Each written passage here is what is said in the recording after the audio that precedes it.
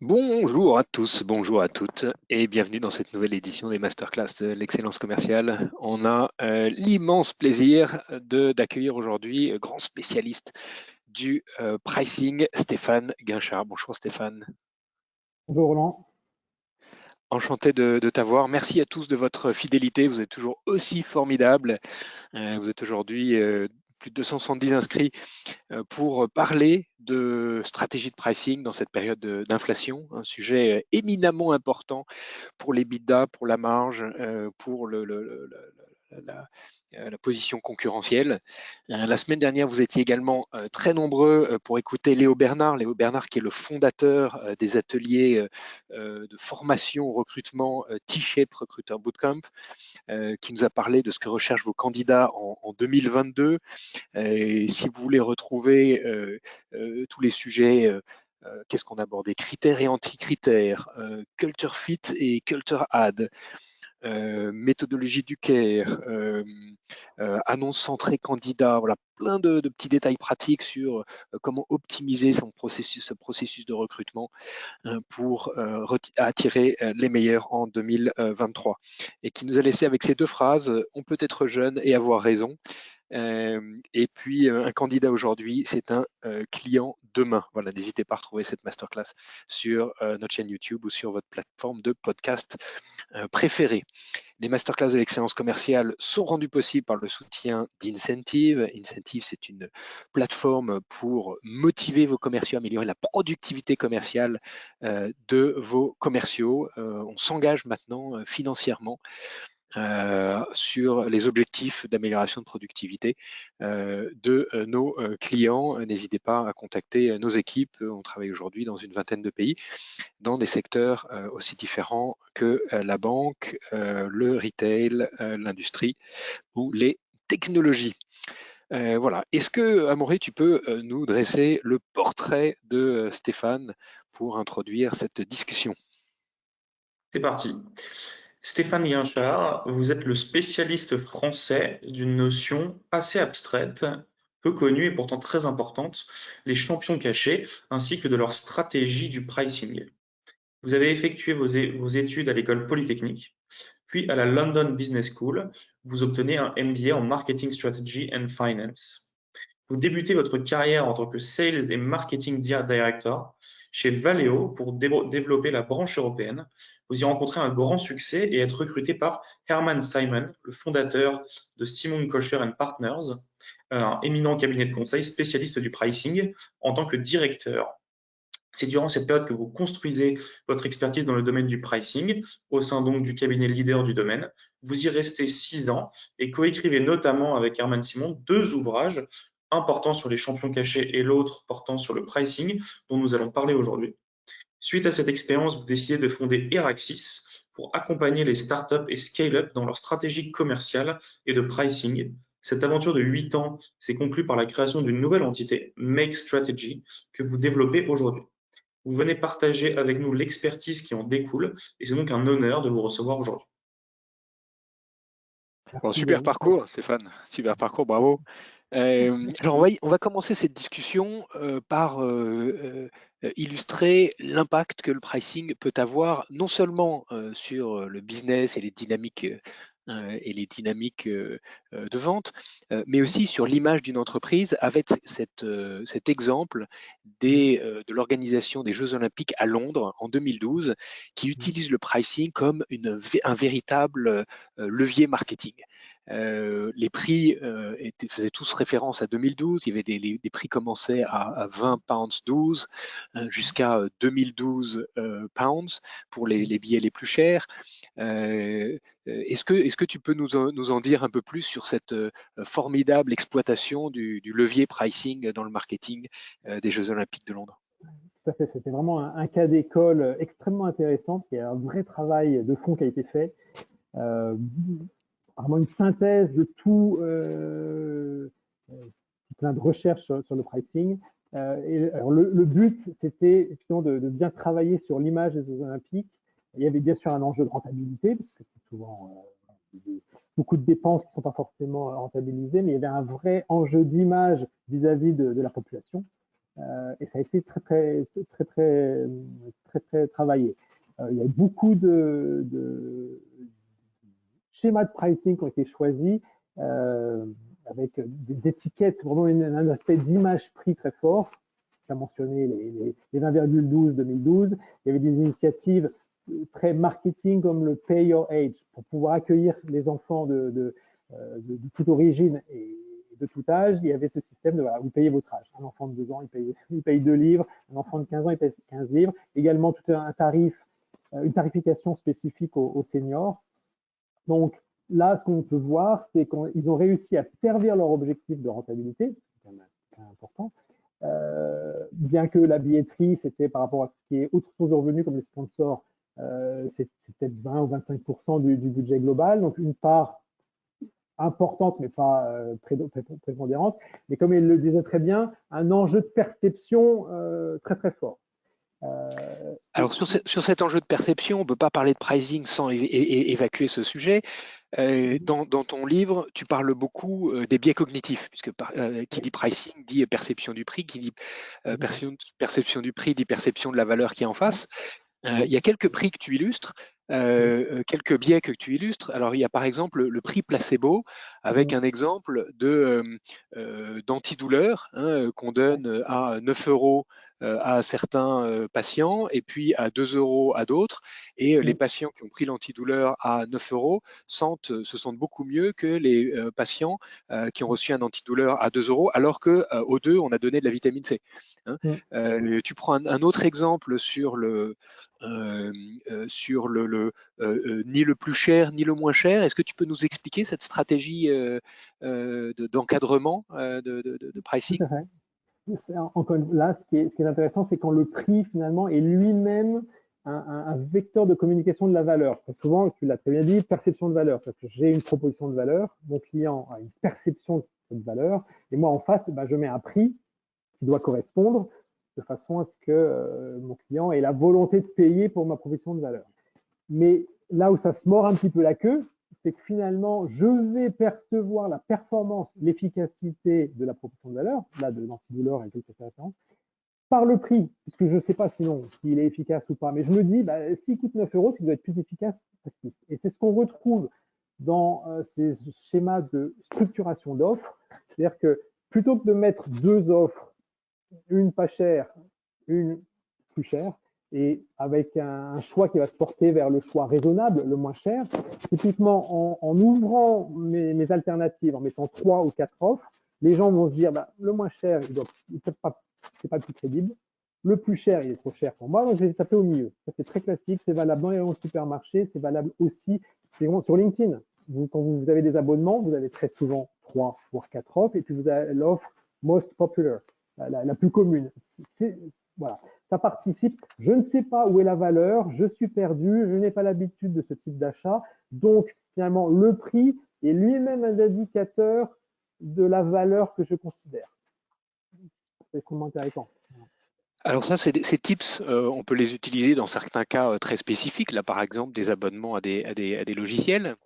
Maintenant, si on parle de façon un peu plus générale sur les stratégies de pricing pour les personnes qui nous écoutent, qui sont des directeurs commerciaux, qui sont des managers commerciaux, qui sont des dirigeants d'entreprise, finalement, on n'est pas forcément dans ces conditions-là.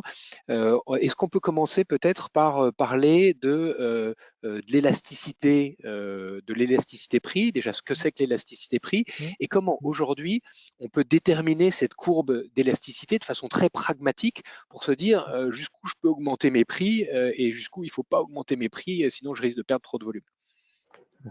Alors déjà, l'élasticité, ça parle finalement de la connaissance de son marché, connaissance de son client. C'est l'idée de se dire, se poser la question déjà, si je bouge mes prix, je les monte, je les baisse, comment mes clients vont réagir? Ça amène une deuxième question qui est, est-ce que j'ai une bonne segmentation de mes clients? Parce que j'ai des clients qui auront des comportements différents. Donc, plutôt que d'essayer d'évaluer une élasticité moyenne qui ne va pas être actionnable, ça repose la question de la segmentation client.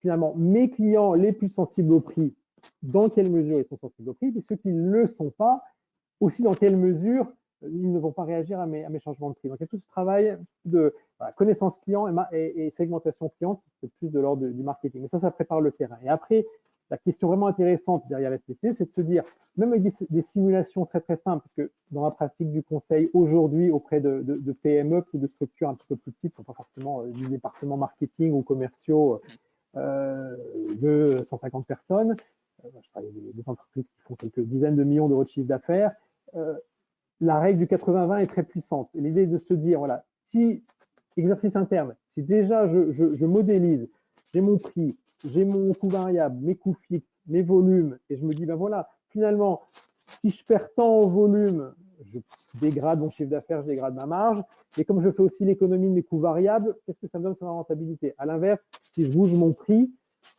est-ce que je pense vraiment que l'impact sur le volume va avoir un impact global plus fort que ce que j'ai estimé si par contre je ne changeais pas mon prix, mais je perdais le volume. Voilà. Une petite simulation très simple, prix, volume, coût, qui permet déjà de dégrossir le terrain. Pourquoi je mets l'accent sur ce travail en interne? Parce qu'après, le travail rond d'aller tester l'élasticité de prix en externe. Sur des gros marchés, bon, c'est des études économétriques qui sont souvent coûteuses, donc je trouve que ce n'est pas forcément très actionnable pour des PME. Éventuellement, si on est sur Internet, on peut plus facilement faire des tests de prix. Oui. Et puis après, dans le B2B, c'est plus une question de sensibilité prix par rapport à des arguments qualitatifs que, encore une fois, d'essayer de mesurer l'élasticité prix sur un segment large. Je suis très précautionneux par rapport à ça parce que c'est d'une certaine façon coûteux pour une information qui n'est pas forcément toujours très actionnable. Mais déjà, l'exercice en interne de se dire si mes prix baissent de 3%, si mes volumes baissent de 5%, qu'est-ce que ça me donne sur une sorte de PNL ultra simplifié? Et je finis sur cet exemple, c'est si je perds 5% de prix, combien il faut que je fasse de volume en plus pour rattraper, maintenir ma marge? Posez la question à vos équipes commerciales et les réponses sont toujours intéressantes. J'ai très rarement la bonne réponse et souvent on me dit bah, si je baisse mon prix de 5%, bah, je augmente mes volumes de 5%. Bah non, si typiquement je fais 5% de marge, je baisse mes prix de 5%, j'ai plus de marge. Donc volume infini, voilà, c'est bateau et caricatural, mais on est là, juste se mettre les idées au clair là-dessus. Ça peut être des choses, comité de direction, on fait ça et ça peut vraiment aider à cheminer dans sa compréhension d'élasticité et sensibilité prix. Et alors, ensuite, pour anticiper la réaction de ses clients sur ces évolutions de prix qui vont être forcément assez brutales dans les prochains mois, comment est-ce qu'on peut concrètement aller tester le marché? Alors, bon, ce qui est bien, c'est que, enfin, ce qui est bien, le contexte est difficile, c'est certain, mais comme toujours, il y a des opportunités et des menaces. Donc là, on est quand même dans un contexte globalement haussier, donc il faut en profiter. Et donc, dans cette idée de tester, ben, en fait, je pense que les gens ont tellement été, nos interlocuteurs professionnels ont aussi une dimension personnelle, ils regardent les news comme tout le monde, donc tout le monde est bien au courant que ça monte, sensibilisé personnel, beaucoup d'énergie. Et donc, je ne dis pas qu'ils sont plus ouverts à la hausse de prix avec leur casquette professionnelle, mais il y a un contexte global. Donc, il faut y aller. Après, effectivement, quand je dis il faut y aller sur des hausses, bien sûr, il faut, enfin, un mot-clé, c'est la différenciation. Si on a une hausse de coût de l'énergie de, enfin, je ne veux même plus dire de chiffres parce que c'est un peu délirant en ce moment, mais s'il y a un objectif de hausse à atteindre, il ne faut pas essayer de passer cette hausse de façon uniforme à travers tous les clients. Il faut différencier. Je parlais de segments sensibles au prix, de segments moins sensibles au prix, mais il faut différencier. Si je veux obtenir 10% de hausse, c'est en allant chercher 20% chez quelqu'un pour qui on est un fournisseur incontournable, et puis aller peut-être chercher que 3% dans des secteurs où c'est compliqué. Je viens de l'automobile et les acheteurs d'automobile sont bien connus pour être un petit peu difficiles. Donc voilà, le 10%, c'est du 20% et du 3%. Ce n'est pas 10% partout. Et après, bah, bien sûr, c'est de la négociation. Donc là, des conseils qui sont plus de l'ordre la préparation, l'anticipation, l'argumentation, sachant qu'encore une fois, pour rester sur un peu du positif, il y a un impératif actuel. Tout le monde sait que ça bouge, donc il faut y aller. Il ne faut pas aller chercher des hausses trop importantes, mais elles sont légitimes et qu'il faut y aller quand même, se préparer et puis aussi, idéalement, je disais tester la sensibilité prix. Oui, il ne faut pas non plus perdre trop de temps parce qu'il faut y aller. Le problème des hausses, il est connu depuis, avec une acuité différente, mais il est connu depuis le début de l'année. Dès le début de l'année, fin d'année dernière, il y a des problèmes d'approvisionnement et de prix qui commençaient à s'envoler. Là, tout de suite, il fallait se mettre en mode, je dois défendre mes marges, je vais commencer à passer des hausses. Il faut mieux être en avance de phase qu'en retard. Là, fin de l'année, clôture des budgets, il faut faire quelque chose, mais là, c'est plus tendu, là. C'est plus tendu, c'est plus compliqué. Donc, passez à l'action, ne passez pas trop de temps, et c'est un consultant qui vous le dit, ne passez quand même pas trop de temps à faire des études et des analyses, etc. Là, il y a un mouvement, il faut actionner. Donc, parler aux équipes, sensibiliser les équipes sur les enjeux de pricing et l'impact que ça a sur la rentabilité, sur les l'EBITDA, et aller au-delà des petites règles de calcul que les gens peuvent avoir en tête qui sont souvent fausses. Différencier entre les clients, bien préparer, anticiper, ne pas perdre trop de temps. Alors ensuite, il y a un autre sujet. Quand on dit pricing, on dit situation par rapport aux concurrents. Hein, en 1950, Albert Tucker, Princeton, le dilemme du prisonnier. Si je condamne l'autre prisonnier et que l'autre me condamne, ben on se prend 5 ans. Si moi je le condamne et que lui il se condamne pas, il ne me condamne pas, il prend 10 ans et moi je prends 6 mois. Donc il y a toute cette dynamique de finalement de concurrence et de signaux qu'on doit s'envoyer sur le marché. Comment est-ce qu'on gère le positionnement concurrentiel dans une période de fort mouvement sur les prix comme aujourd'hui? Déjà, encore une fois, il faut le prendre en compte. Trop souvent, j'ai un message de passage à l'action. Alors, il faut trouver le juste milieu entre passage à l'action réfléchi, mais pas trop rapide. Non, il faut anticiper les réactions des concurrents. Pourquoi? Parce que les schémas que tu évoques autour de la théorie des jeux et du dilemme du prisonnier, c'est des schémas de guerre des prix qui sont extrêmement dangereux. Bon, là, on est plutôt sur un schéma inflationniste, donc peut-être moins concerné, mais tout est relatif. C'est l'idée de se dire, oui, si je vais pour 5%, 10%, 15% de hausse, qu'est-ce que les clients risquent de faire? Tout à l'heure, je mentionnais cet exercice un peu de simulation, de dire, voilà, j'ai mon prix, j'ai mon volume, et d'ailleurs, pour compléter le point que tu faisais, oui, un point clé de la préparation, c'est est-ce qu'on a les bonnes données? Encore une fois, il ne faut pas toutes les données, mais il faut quelques données. Est-ce que j'ai mes grandes masses claires? Encore une fois, prix, volume, coût variable, coût fixe, petite simulation synthétique, encore une fois, 80% de la valeur de l'exercice.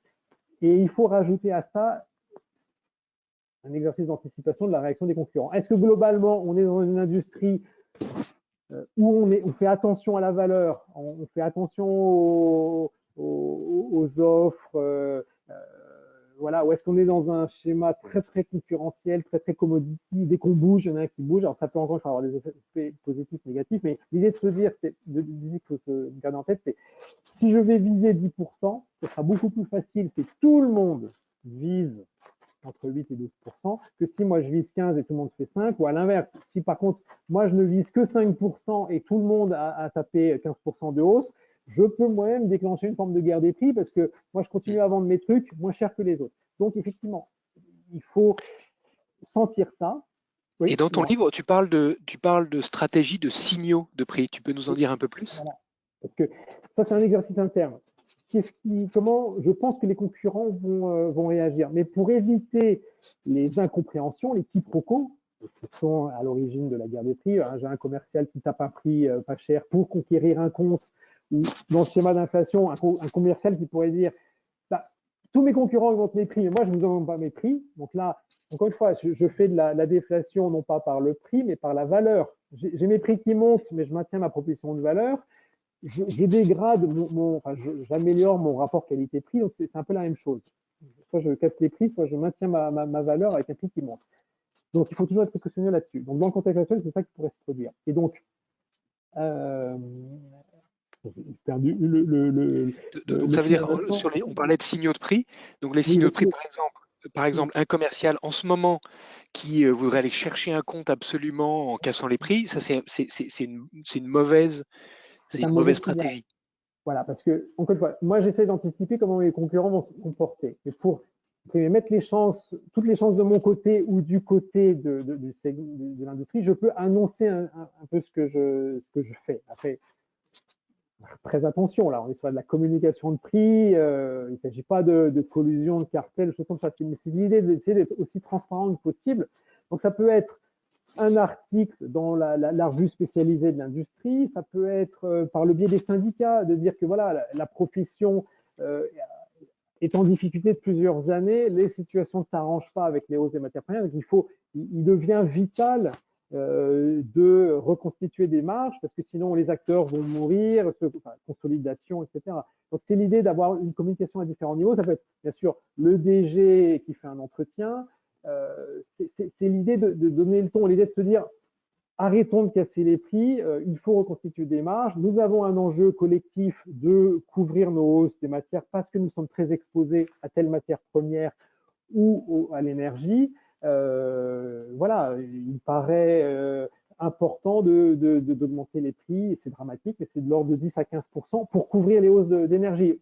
Et ça donne le ton. C'est l'idée de se dire que l'acteur numéro 1, 2 ou 3 du marché va plutôt dans cette direction plutôt que de se dire non, non, moi je vais en profiter pour tailler les parts de marché de mes petits collègues parce que j'ai un avantage de coût et je vais casser le marché. Voilà. Donc ces signaux de prix, ça peut être aussi bien individuel, un commercial sur son terrain, qu'une communication un peu plus institutionnelle par le DG, et tout ça peut s'articuler ensemble. C'est sûr que c'est plus facile si le PDG fait un entretien dans un journal, puis le directeur commercial envoie un courrier pour prévenir ses clients, et le commercial derrière, lui, négocie le pourcentage de hausse, qui encore une fois doit être différencié. C'est pas tous mes clients, c'est 10%, monsieur le client A, ce sera 12, monsieur le client B, ce sera 8, monsieur le client C, ce sera 6, parce que mix de produits, mix de canal, parce que coût de service, etc. Donc ça peut être des aspects, voilà, différents leviers de communication à articuler dans un ensemble cohérent pour mettre toutes les chances de son côté au moment de la négociation finale de la hausse qu'on veut faire passer. Oui. Alors, est-ce qu'il y a des innovations de pricing qui peuvent être utiles en temps de crise? Tu parles dans ton ouvrage de fencing, de prix early bird, de transformer des contrats d'investissement en contrats sur le compte de résultat ou inversement. Quelles sont les stratégies que les entreprises peuvent mettre en œuvre aujourd'hui, innovantes en termes de pricing, pour faire face à cette situation nouvelle?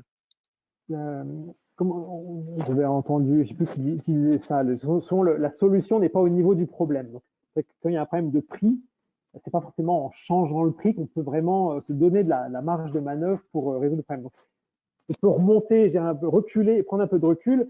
On parlait d'évolution de l'offre, on peut aussi faire évoluer le modèle de prix. Je prends un exemple un peu bateau, qui est ce passage de schéma de vente du produit ou de la prestation à des ventes d'usage. Exemple un peu bateau, Rolls-Royce avec ses moteurs d'avion. Avant, ils vendaient des moteurs, maintenant, ils vendent l'heure d'usage. C'est quoi l'intérêt de ce changement de modèle de prix? C'est justement, ça peut donner de la flexibilité, soit pour proposer plus de valeur, ou un prix plus juste pour la valeur proposée, ou au contraire, dans une logique où on essaye de faire monter les prix, mais le client en face va coincer. C'est une façon d'ajuster le contenu de l'offre sans, encore une fois, dégrader le rapport qualité-prix ou l'équilibre promesse de valeur et prix en face. Donc, typiquement, un schéma de location, voilà, monsieur le client, vous n'avez plus le budget pour investir dans telle ou telle prestation ou tel produit. On passe sur de la location. Voilà, les exemples qui nous viennent sur ces schémas un peu d'abonnement, c'est classique, mais aussi ILTI dans les outils sur chantier, il propose des flottes d'outils en location. Ça a pour vertu de variabiliser les coûts. Ça donne une forme de souplesse. Je peux, entre guillemets, réduire la performance de mon offre avec moins d'outils, avec un prix qui est maintenu à l'unité, mais en face, mon client, il voit aussi comme le prix qu'il paye, son coût est variabilisé, ça lui permet de s'ajuster par rapport à la réalité de son activité. Ça, c'est un type d'exemple. Il y a plein d'innovations, encore une fois, plutôt que le prix à l'unité ou la remise, trouver d'autres schémas pour sortir du jeu concurrentiel et pour se redonner de la marge de manœuvre dans la négociation et sortir de je veux monter mes prix, oui, mais monsieur le fournisseur, mon budget n'est pas extensible. Sortir de cet aspect monodimension et se donner la marge de manœuvre. même dans des produits un peu bateaux comme le parpaing dans la construction, on peut vendre du parpaing au kilo, au mètre cube. Déjà, ça paraît bête, mais c'est intéressant, voire au mètre carré de mur construit. Et là, typiquement, c'est un exemple de parpaing plus léger. Comment valoriser une innovation qui se traduit par l'allègement du produit quand on le vend au kilo. Et donc là, typiquement, si on vend de la performance, c'est vraiment l'idée de finalement de repenser un petit peu son offre, changer le critère, toujours mettre en avant le critère de valeur le plus important aux yeux du client et de se dire que notre modèle de prix va permettre d'ajuster l'étiquette de prix au plus juste pour que le client finalement n'achète que ce dont il a vraiment besoin, mais donc, dans son budget, mais sans qu'on dégrade nous notre marge en faisant moins cher ou en ne couvrant pas les hausses de coûts. Et mais là aussi, c'est un champ qui est très très vaste parce qu'on peut jouer sur les métriques de prix et sur le modèle de prix, abonnement, voilà, tout le schéma de facturation des présentations, le modèle d'affaires. C'est très, très, très vaste. Mais l'idée, c'est de gagner de la marge de manœuvre et de sortir un peu du schéma actuel pour résoudre l'équation actuelle de hausse des coûts, mais budget non extensible du client. Est-ce que tu peux élaborer sur les stratégies de fencing? Qu'est-ce qu'on appelle les stratégies de fencing? Souvent, c'est quoi la situation? Encore une fois, soit que ce soit crise ou inflation, quand en fait les budgets clients se réduisent, ou du moins, si là on doit monter les prix, mais le client a mal à suivre, on peut, une bonne pratique plutôt que de baisser son prix, ça va être de réduire son offre, un peu d'appauvrir son offre. Monsieur le client, vous n'avez pas le budget, exemple, c'est son bateau, mais vous n'avez pas le budget d'une, je pensais à une Ferrari, on va rester sur l'exemple DS finalement. Monsieur, vous rentrez en concession Citroën, vous n'avez pas le budget de la DS, vous avez la C3. Vous voyez, il y a une sorte d'équivalence avec, voilà, l'idée de bien aligner la proposition de valeur avec le budget. Donc, monsieur le client, vous avez toujours besoin d'un véhicule, mais vous n'avez pas le budget, je vous propose une offre alternative. Ça permet encore une fois de retirer des éléments de l'offre pour réduire ses coûts et encore une fois, continuer à satisfaire le client. Le problème, c'est quand on a des offres alternatives comme ça, on peut avoir un effet un peu de cannibalisation avec tous les clients qui vont se rabattre vers l'offre inférieure. Et donc là, il est important de mettre une barrière, une fence, du fencing, pour faire en sorte que les clients qui sont le plus sensibles au prix ne soient les seuls à choisir l'offre et les clients qui, eux, sont prêts à payer le prix normal ne soient pas finalement intéressés par cette offre moins chère. Et donc, en fait, le but du fencing, c'est de mettre en lumière un autre critère de valeur que le simple prix pour que le client qui préfère l'aspect valeur, il choisit la DS3. Le client sensible, qui a le budget et sensible à l'esthétique de la voiture, va choisir la DS3 un peu plus chère. Et le client qui est sur un budget tiré, qui veut juste se déplacer du point A au point B avec un véhicule, il peut pas se permettre la DS3, il prend la C3. Néanmoins, ses besoins fonctionnels sont satisfaits. Donc voilà, c'est l'idée, en face du prix, mettre un argument de valeur bien en lumière de façon à ce qu'on ait une segmentation. Le client valeur, il reste sur l'offre historique et le client qui est un peu plus contraint, eh ben, on le garde en lui offrant une offre dépouillée, mais sans cannibaliser sur les autres clients. Voilà, ça a été clair. Et alors pour conclure, parce qu'on arrive déjà, ça passe tellement vite, aux 30 minutes de cet entretien, quelles sont les opportunités que tu vois dans cette période de forte inflation pour remonter la marge ou pour renforcer sa position concurrentielle? De mon travail de consultant, j'ai la chance de voir énormément d'entreprises et je vois des acteurs qui sont à différents niveaux de maturité du prix. Et encore une fois, ça c'est le constat qu'Herman Simon avait fait il y a 40 ans, le prix reste un levier hyper puissant de rentabilité qui est sous-utilisé. Donc j'ai envie de dire, on n'en fera jamais assez, on ne sera jamais assez sophistiqué. C'est un discours que moi je tiens depuis que je suis tombé dedans comme consultant en 2006 et ça prend du temps. Donc là, l'avantage de la situation, c'est que ça met le projecteur sur l'impératif de pricing, l'impératif de bien gérer ses prix, l'impératif de passer des hausses.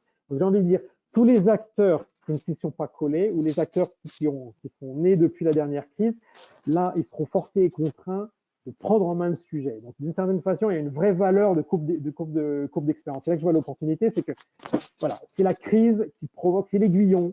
La crise, c'est un problème, et Tout le monde s'y intéresse. Tout le monde va s'y mettre.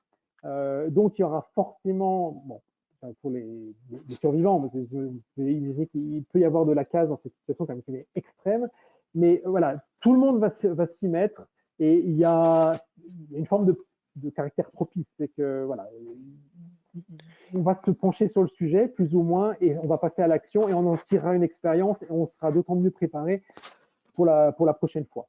Et ce qui est sûr, c'est que tous nos concurrents, ils réfléchissent aussi, et donc il faut vraiment y réfléchir encore plus intensément pour se repositionner. Tout à fait. J'ai envie de dire, même si on est peur de passer des hausses un peu significatives, il faut au moins rentrer dans l'exercice de demander des hausses, parce que si on ne demande pas de hausse, on ne doit quand même pas être les plus nombreux à le faire. Quand on voit l'ampleur de l'augmentation des coûts, et couplé avec le manque, c'est très important aussi, le manque de matière. Il y a un aspect hausse des prix qui est lié à une difficulté d'appro. Donc ça nous force aussi, nous, à utiliser nos ressources de façon plus efficace, au sens qu'on ne peut peut-être pas forcément servir tous nos clients. Et donc c'est aussi l'occasion de se dire, je vais passer des hausses, j'ai peur qu'il y ait un peu de casse, il y en aura peut-être un petit peu, et si je dois perdre un ou deux clients, finalement, lesquels c'est? On peut, dans cette logique d'expérimentation, se dire, bah, je vais plutôt tenter le coup avec un client moins fidèle, plus difficile à servir, moins sympa. Voilà, encore une fois, on a l'opportunité de faire des expériences, de découvrir le sujet pricing, et dans ce contexte de raréfaction des matières et des ressources, si je ne veux pas fournir tout le monde, ben je peux prendre là où ça paraît le plus pertinent un risque de perdre des clients parce que je vais tenter une hausse plus forte. Encore une fois, c'est facile de mon point de vue, mais je vais encourager à expérimenter, à découvrir ou à poursuivre l'exploration de ce sujet, parce que là, de toute façon, tout le monde le fait et il ne faut pas être le dernier à le faire. Sur cette belle conclusion, une dernière question qu'on pose à tous nos invités. Est-ce qu'il y a une citation qui t'inspire particulièrement, Stéphane? Oui, alors là, après tous ces sujets très difficiles et inquiétants du moment, j'ai envie de dire, je mets cette situation assez personnelle qui est, alors je ne sais plus qui, heureux ceux qui savent rire d'eux-mêmes, ils n'ont pas fini de s'amuser. Pour faire le lien avec nous, c'est bon, voilà, on peut pas être parfait, les erreurs en pricing peuvent coûter cher, mais à un moment, voilà, il faut expérimenter, il faut essayer, on n'est pas parfait, on peut, en gardant un peu de recul, l'expérience a énormément de valeur. Ce qui est important, c'est par exemple de ne pas faire deux fois la même erreur. La première fois, c'est OK, mais deux fois, non. Mais voilà. Savoir s'amuser de soi-même et rire de soi-même si on fait des erreurs. Une belle leçon d'humilité, Stéphane. Un immense merci pour ce partage. Pour aller plus loin, alors l'article du Harvard Business Review qui reprend l'analyse détaillée du pricing des Jeux Olympiques organisés à Londres, qui est disponible en lecture directe sans abonnement sur le site de Harvard Business Review. Bien sûr, tes deux ouvrages majeurs, Les champions cachés du 21e siècle, les sociétés qu'on ne connaît pas, qui ne sont pas connues, mais qui pourtant ont généré des croissances et des rentabilités extraordinaires, les stratégies du succès. Le livre coécrit avec Herman Simon sur les secrets du pricing, qui est vraiment la Bible du pricing, la Bible française du pricing. Donc à avoir impérativement dans votre bibliothèque dès que vous vous intéressez à ces sujets. En plus, ça se lit comme un roman. C'est vraiment passionnant, c'est plein d'anecdotes, c'est plein de trucs et astuces. C'est super bien fait. Petit traité de manipulation à l'usage des honnêtes gens, Jean-Léon Beauvois, un grand classique. Et puis, à ceux qui doivent nous quitter maintenant, je vous donne rendez-vous la semaine prochaine avec un entretien exceptionnel avec Evelyne Platnik-Cohen, qui est la fondatrice de Booster Academy, qui est un peu la grande prêtresse de la vente en France, qui nous parlera de l'art de vendre et de sa nouvelle aventure, The Artist Academy. Voilà, Stéphane, si tu as encore quelques instants, on sera ravis de te garder avec nous pour répondre aux questions de nos auditeurs. Et je vais laisser Amaury. Si Amaury, on a déjà des questions qui sont arrivées sur la plateforme, vous pouvez les poser directement sur l'interface GoToWebinar. On a des questions, Roland. On a des questions. Est-ce viable de faire payer 20 ou 30% plus cher que le concurrent en vendant le même produit? Comment pourrait-on justifier une telle différence de prix sur un même canal de distribution?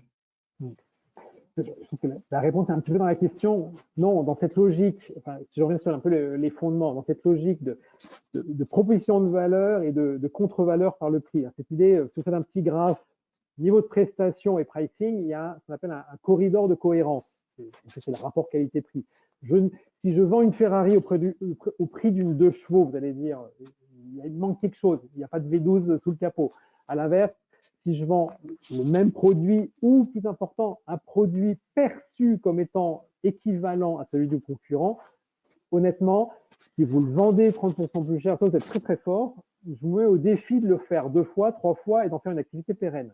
Donc non, pour vendre, surtout s'il y a des éléments de comparaison directs par le biais du même canal, et là, typiquement Internet, avec tous les comparateurs de prix, ont rendu la vie plus difficile, ont monté l'exigence de différenciation auprès des acteurs, des vendeurs.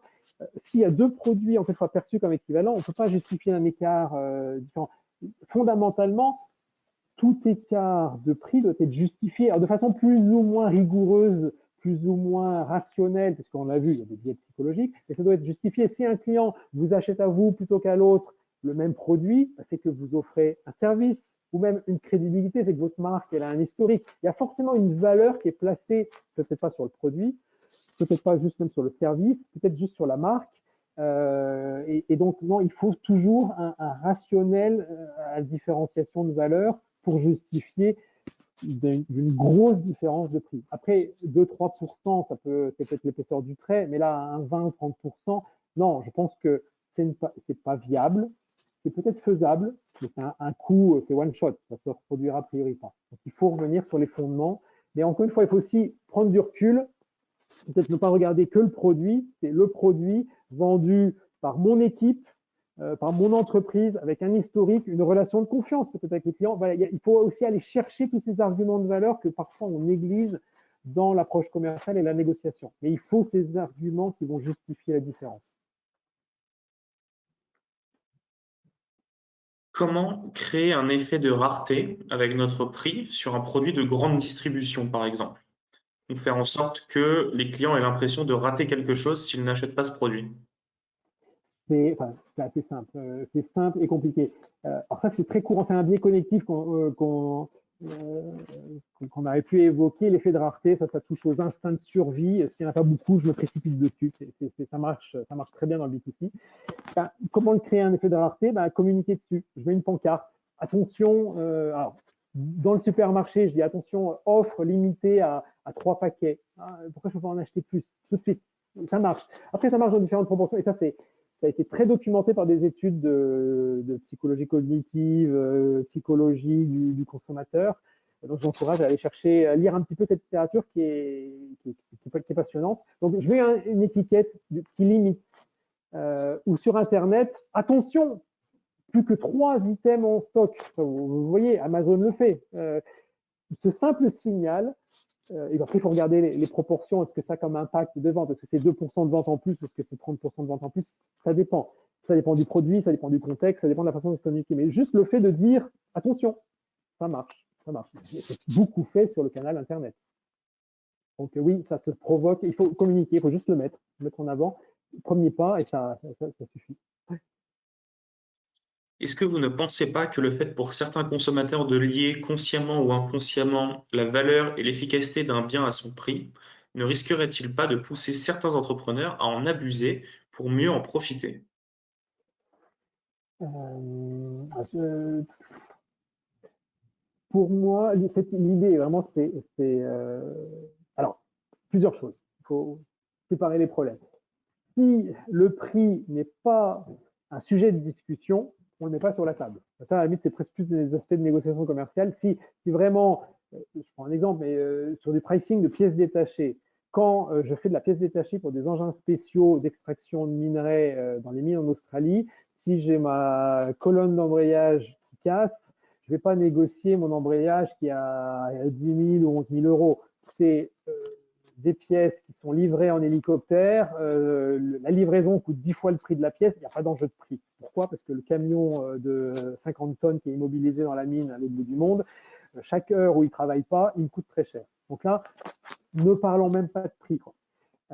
Par contre, après, quand ça commence à devenir un peu plus négocié, si, je pense qu'il y a cette logique, enfin, c'est à la fois, et comme tout, c'est à la fois un aspect positif, ça peut nous aider à négocier, ça peut nous aider à justifier notre prix, à la fois ça peut avoir effectivement un aspect peut-être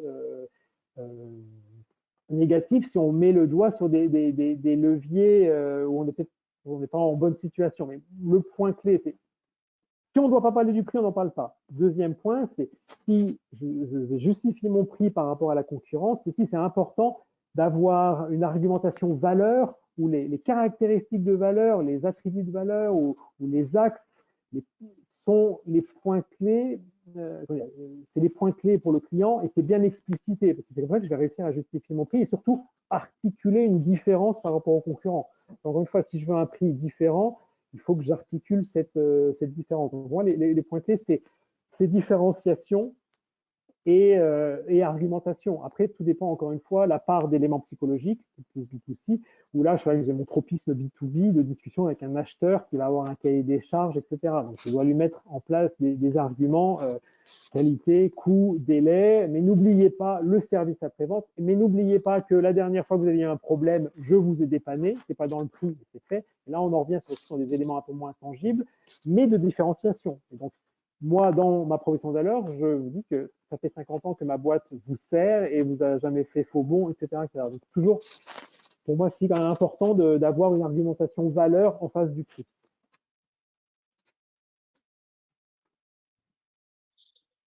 Si tous mes concurrents opèrent des remises à une période donnée, comme celle des fêtes qui arrivent, mais que je ne peux pas me le permettre pour des questions de rentabilité, quelle peut être une bonne alternative? Alors, les remises, déjà, déjà, la remise, c'est mieux que les baisses de prix et dans le dur, parce qu'une remise, c'est plus facile de la faire de façon temporaire. Et l'idée, il y a un autre biais dont on a pas parlé, c'est les encres de prix. Hein, l'idée que, voilà, 100 euros remisés 20% à 80 euros, c'est pas la même chose que 80 euros. On a une encre à 100, une encre. C'est basique, mais il ne faut pas l'oublier. Si vous ne pouvez pas faire de remise, alors là, c'est compliqué, hein, parce qu'effectivement, vous manquez de marge de manœuvre. Hein, on ne peut pas, à l'impossible, nul n'est tenu. C'est là qu'il faut, si on ne peut pas faire de remise cash, finalement, là, ce qu'on est en train de dire, c'est qu'on est dans un schéma unidimensionnel. J'ai une offre, mon client me propose un prix d'achat, mais comme tous les concurrents le baissent, à offre égale, il y a finalement, qu'est-ce qu'on est en train de faire? C'est un transfert de rentabilité du fournisseur vers le client. Il n'y a pas de contrepartie. Donc, si vous ne pouvez pas le faire parce que vous êtes au taquet, parce que peut-être vous avez la plus grosse, la structure de coût la plus importante du marché, il faut se créer une marge de manœuvre. Il faut trouver un deuxième axe, une deuxième dimension. Vous pouvez dire au client, je suis désolé, je suis au taquet, je ne peux pas baisser mon prix, je ne peux pas vous faire de remise. Moi, je ne fais que 2%, mais vraiment, c'est mon max. Par contre, comment on peut réfléchir ensemble pour que moi, il ne faut pas le dire comme ça, mais comment moi je peux réduire mon offre pour baisser mes coûts pour réduire votre prix. Il faut que sinon, en fait, monsieur le client, je vais tellement taper dans mes marges que c'est plus efficace pour moi de vous perdre. Je ne veux pas votre client en marge. Voilà. Donc, si on ne veut pas rentrer dans ce schéma-là et rompre le lien, c'est qu'est-ce que je peux ne plus vous fournir qui me coûte cher, que peut-être vous ne valorisez pas. Vous avez un service 24 heures sur 24, 7 jours sur 7, ça me coûte très cher et vous ne l'utilisez pas. D'ailleurs, j'ai l'historique, j'ai mes données. Vous appelez 2 fois dans la semaine et c'est toujours dans les heures d'ouverture.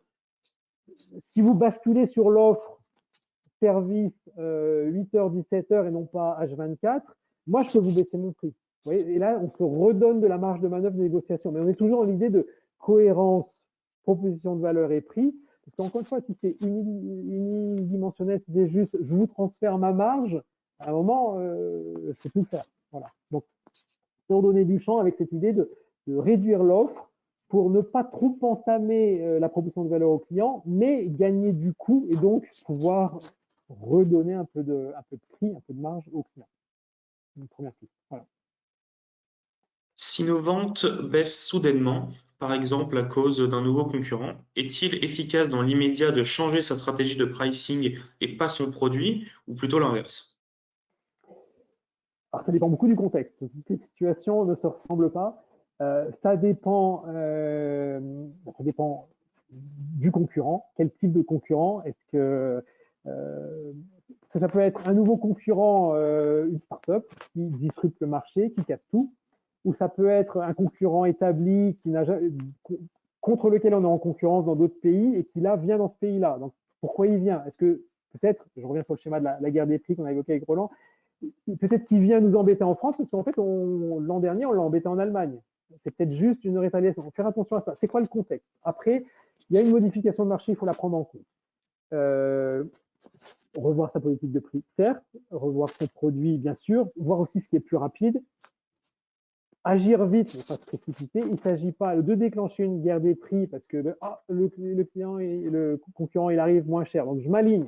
Si on veut faire tous mes clients avec le côté dramatique, voilà, tous mes clients me disent que je suis 20% plus cher que le nouveau, puis en plus mon offre est bien. Non, attendez, c'est bizarre quand même qu'il y ait un petit nouveau qui arrive et moi je suis établi depuis 50 ans, je suis super bien avec mes clients, je suis un acteur de niche, etc.